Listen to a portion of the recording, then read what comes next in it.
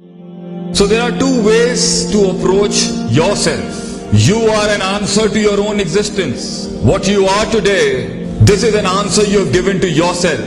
And what will you be tomorrow? This is also an answer you will provide to yourself. So I think we should never play the blame game. Because this was the reason. Because this didn't work out. Because and ifs and buts in life. So if you're not gonna have this attitude today, you are going to be responsible for your mess. And you are responsible for your own success.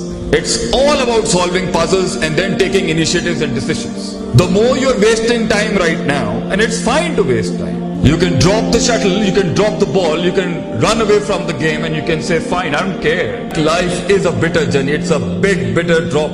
You have to take it down your throat. Allah says in Quran, إِنَّكَ قَادِهٌ إِلَى رَبِّكَ قَدْهًا فَمُلَاقِي. Life is hard. It's gonna knock you down, it's gonna grind you down on the floor. You have to work real hard. But the starting point is a perception, a thought, a principle and an usul. I will not take my life for granted. I am not a meaningless existence who just can be put and placed anywhere how people wanted it to be. I will not be defined by my own distorted self.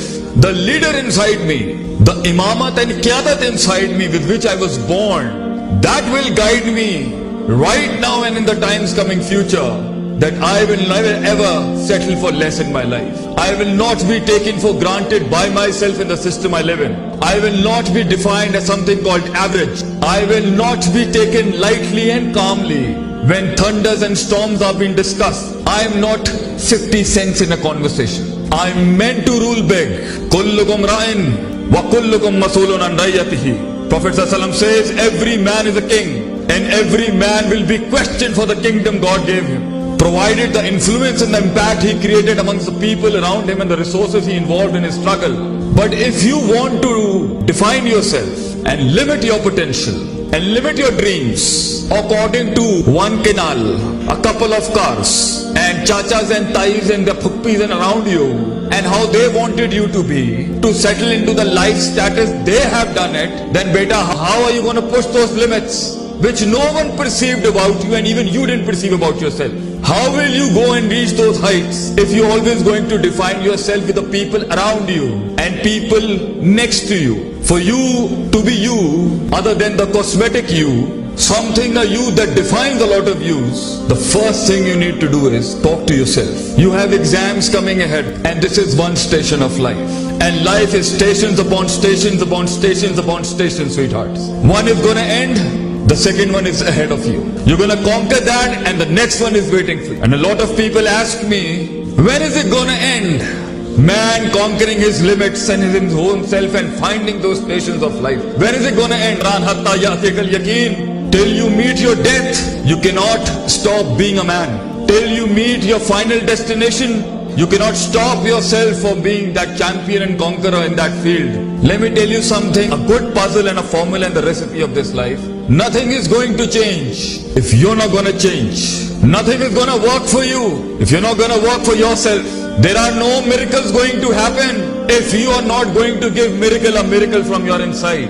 If you are not going to be above supernatural, don't expect the heavens to come down and help you. Life is not a fluke. Life is a beautiful pattern and symmetries. Everything has a maths behind it, followed by a supernatural miracle. You just cannot minus the maths out of your life.